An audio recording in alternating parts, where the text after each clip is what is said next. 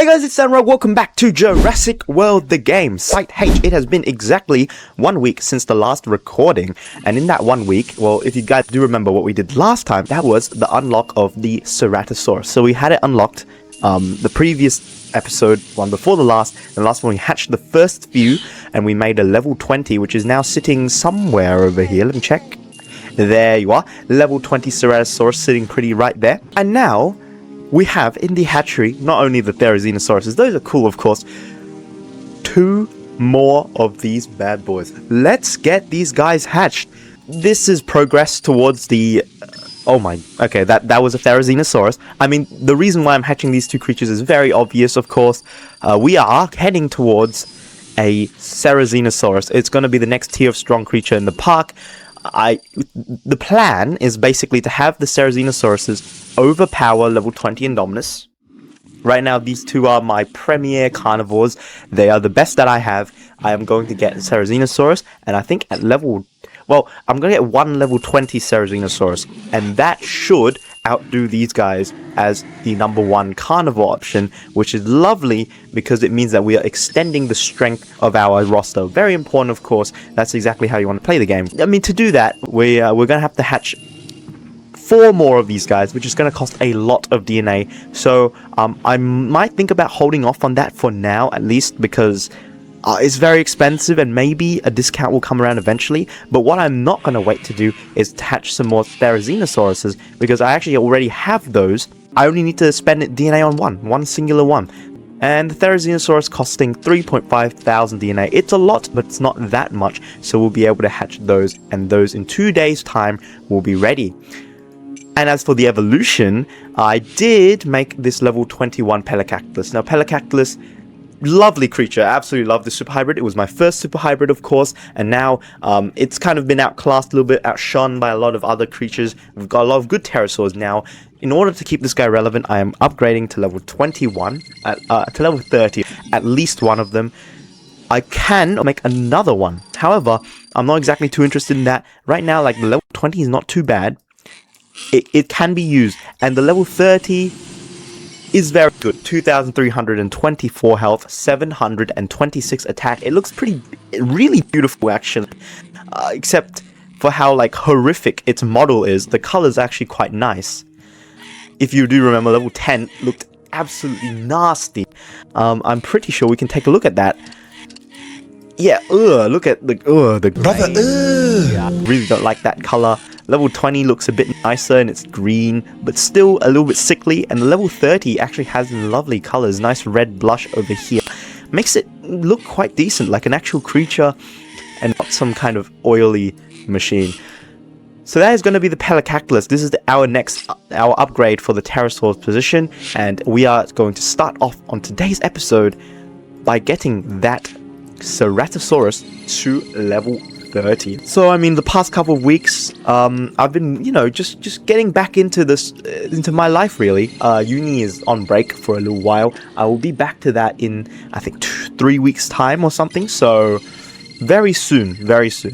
But in this time, I've been doing a lot of work on this YouTube channel and on just myself in general. I've been ramping up my life in different kind of aspects.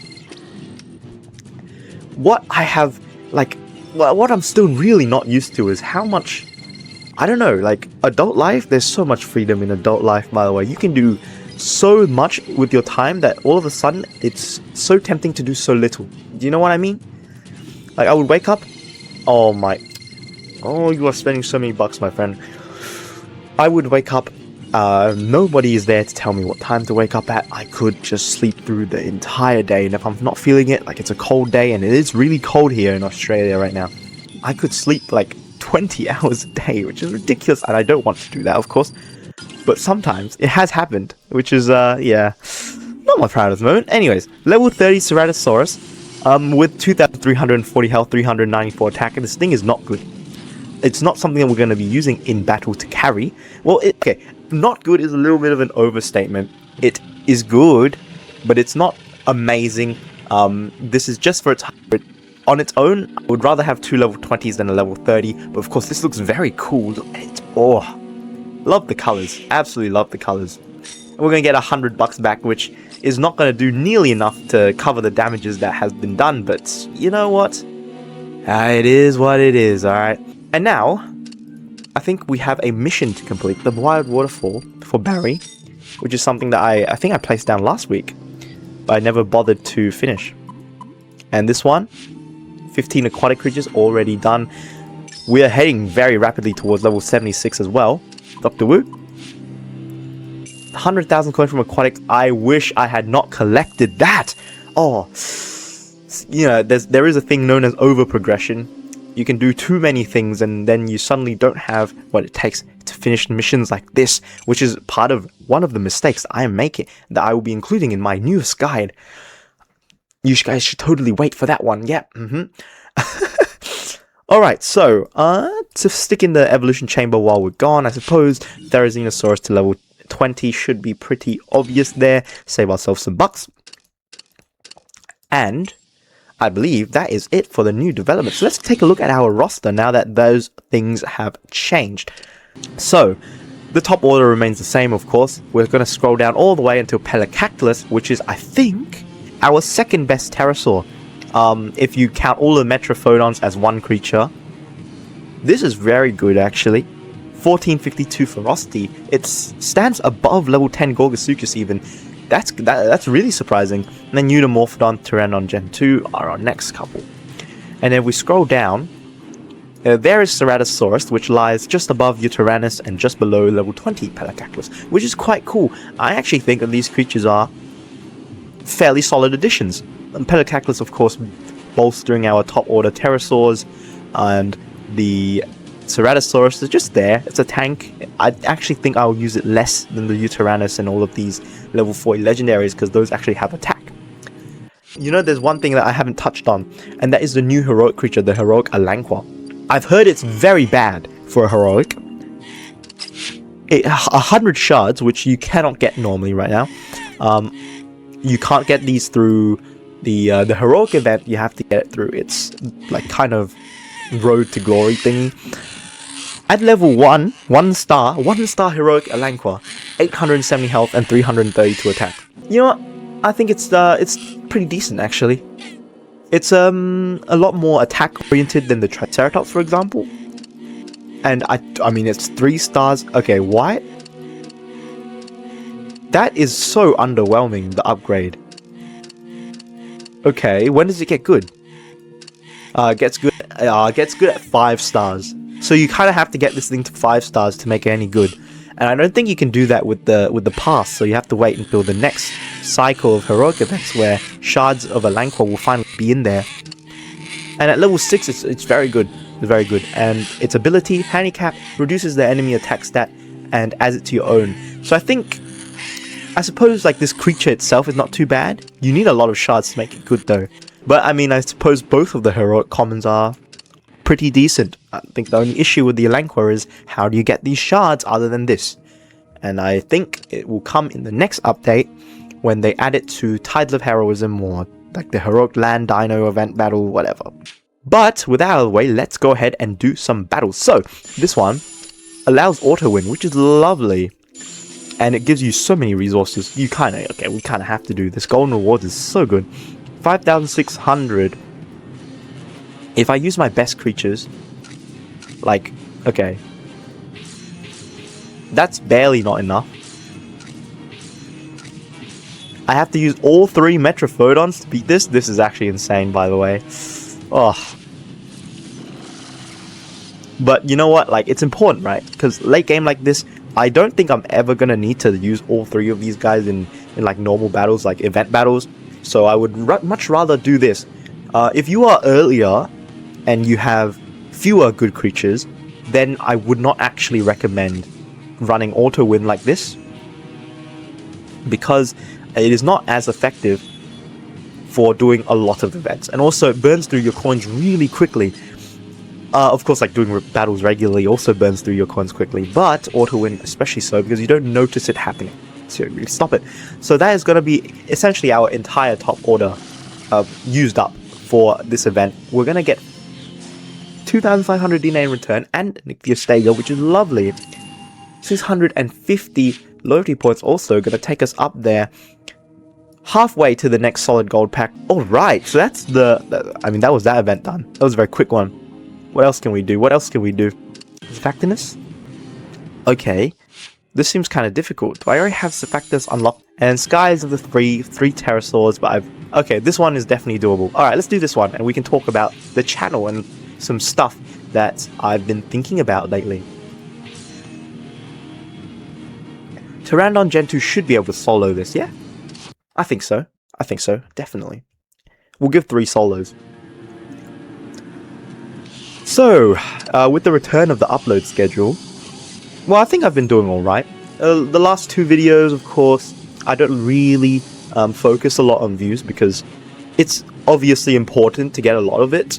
I get paid based on how many views I get, of course. But it's also like, before I was getting a lot of views, I was still enjoying doing YouTube, so I think I should keep that mentality going forward. But as of late, I've been really strapped for like ideas as to what I should do. Like at this point, what is going on with the channel such that we are growing a lot in subscribers, but our views are not? Is it because these videos are not interesting? Or perhaps it's just a case of, oh yeah, the viewers came for the guides, and now that they've watched the guides, they're no longer going to really care about regular series episodes, which is fine as well. So of course, my first point of call is to make a new guide, and if I do that, the hope is if the new guide picks up a lot of success, then we can guarantee that the reason why we've been stagnating a little bit as of late is because the channel, I've just been doing the wrong thing, yeah? I've been focusing on the wrong thing, and we can go back to making more guides, thinking of more ideas. There are a lot of things that I can do. I always say that there's a very limited amount of content you can make on Jurassic World the game in terms of guides. That's not really true. You can do a lot. You really can. You just have to find the right... I want to say niche. It's not really a niche. You have to find, like, you know, just a few good ideas. And the guide will continue being relevant forever, and you can cycle through them. For example, tier list. I've been thinking about doing the hybrids tier list again now that they've added so many more creatures. Those are very cool. As Vexurinchus comes in, we have 2. It does go for 2. Hagaclus gets taken down a little bit. But you know what? I think perhaps I'm being a little bit ungrateful here. Alright, like, this is a dream already. Like, what I've got so far, 13,600 subscribers. It's not really something that I ever thought would happen when I first started. And even when I thought to myself, you know what, I really want to be serious about this, I didn't believe in the success until we were almost there already. I think you guys all know the story by now because I've talked about it quite a bit, but this channel was dead, like completely dead and buried. It was doing not much of anything really for a very long time, until I uploaded the tournament guide, which completely changed my fate entirely. And that video, by the way, the first day that video got uploaded, I don't know how many times I've told the story, it got 100 views in 24 hours. I thought, it's over, because at that point my goal for like an average video was to have 10 views per hour for the first 10 hours, and then continue to grow from there for the first 2 days, and then it will taper out. So by the time I saw that it only had 100 in the first 24 hours, I thought it was a complete failure, and I'll never do a guide again. And at that point I was sitting on, I want to say like 700 subscribers, or maybe 600, 500 and something, who knows. In any case, I think that really kickstarted everything. It made me realize that the way to really succeed on this platform is to continue to add value for people. Like, that's the reason why they watch you, because they see value in your content. And yeah, so that's what I'll continue doing. And perhaps one day we expand, perhaps one day this channel will go stagnant for real. Who knows what happens. In any case, I think I am fairly happy with what I've been able to do. I've done this all on my own, of course. And yeah, Let's open this pack. What are we gonna get? It's a super rare creature. Nothing special. Is it Zichengoplus? Yes. Hey. But unfortunately, but alas, the boss battles are locked.